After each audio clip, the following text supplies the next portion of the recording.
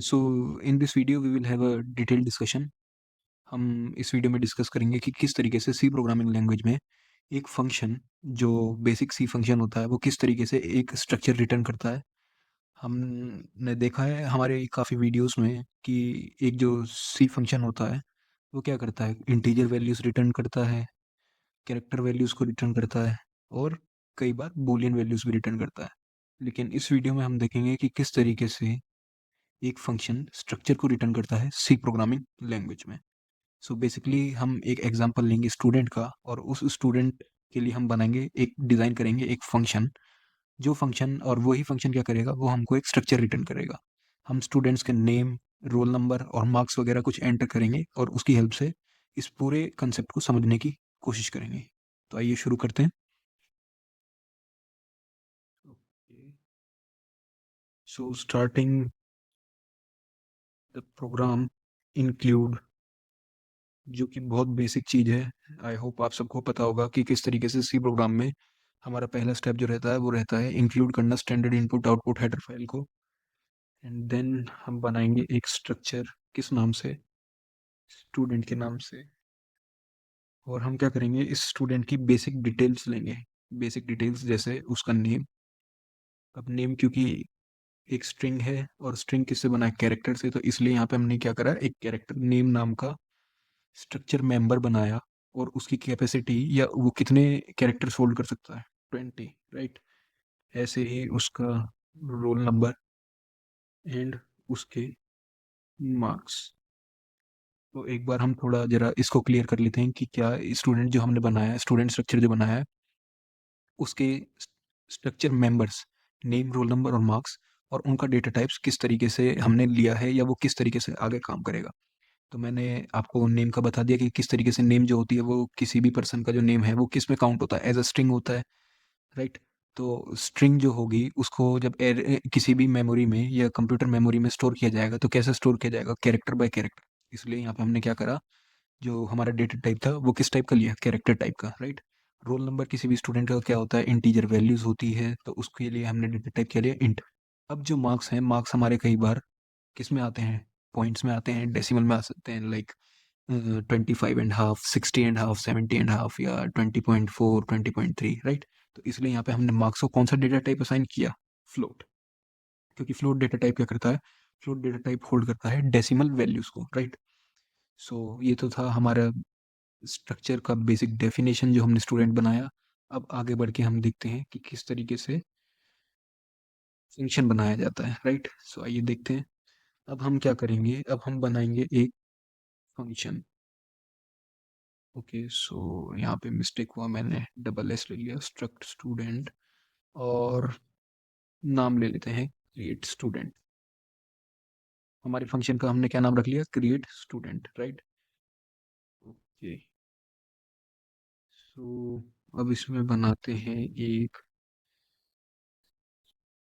Student variable जो क्या करेगा, हमारे स्टूडेंट स्ट्रक्चर के स्ट्रक्चर मेंबर्स को एक्सेस करने में हमारी हेल्प करेगा। सो बेसिकली हमने यहाँ पे क्या करा, जो हमने स्टूडेंट स्ट्रक्चर बनाया था, अब क्या कर दिया हमने, उसके हेल्प से एक बनाया हमने फंक्शन। क्या बनाया, फंक्शन। और इस फंक्शन, अब हमें पता है सी प्रोग्रामिंग में जो भी फंक्शन का टाइप होता है वो सिर्फ उसी टाइप की वैल्यूज को रिटर्न करता है।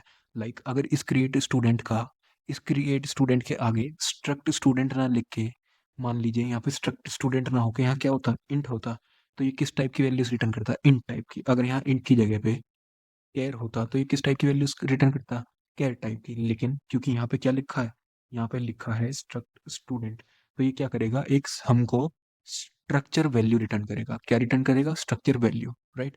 सो आई होप ये पार्ट आपको क्लियर होगा। ऐसे ही इस फंक्शन के अंदर हमने डिक्लेयर करा है एक वेरिएबल। क्या कर डिक्लेयर करा है, एक स्ट्रक्चर वेरिएबल। ध्यान से सुनिएगा, क्या डिक्लेयर करा है, एक स्ट्रक्चर वेरिएबल। और कौन से स्ट्रक्चर का, स्ट्रक्ट स्टूडेंट का, जो हमने ऊपर बनाया था, जो हमने ऊपर बनाया था उसी का ही क्या करा है, हमने एक वेरिएबल डिक्लेयर करा है। अब ये वेरिएबल क्या करेगा, अब ये वेरिएबल हमें हेल्प करेगा इन स्ट्रक्चर मेंबर को एक्सेस करने में यूजिंग द डॉट ऑपरेटर। किसकी हेल्प से, डॉट ऑपरेटर की हेल्प से। वो हम आगे देखेंगे कि किस तरीके से।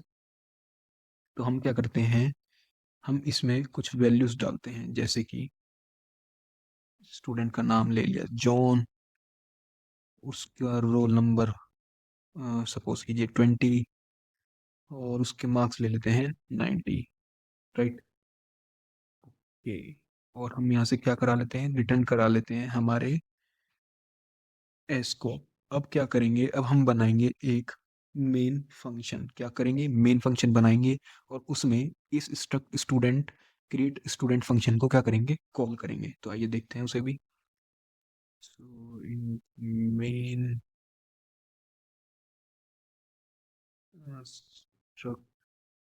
Student S is equals to create student. और यहाँ पे हम क्या करेंगे, अब हम बुलाएंगे उन स्ट्रक्चर मेंबर्स को, उन स्ट्रक्चर मेंबर को। अब हम स्टूडेंट का नेम प्रिंट करवाएंगे, उसका रोल नंबर और उसके मार्क्स, राइट।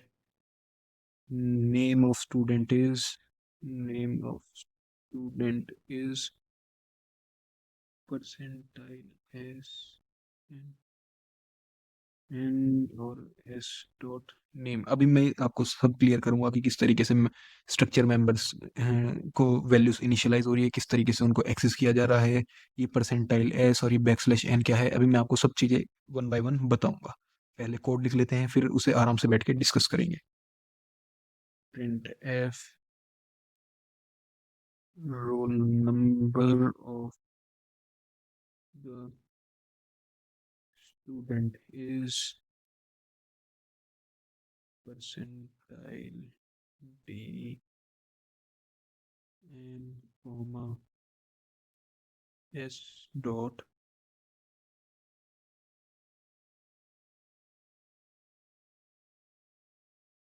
ऐसे ही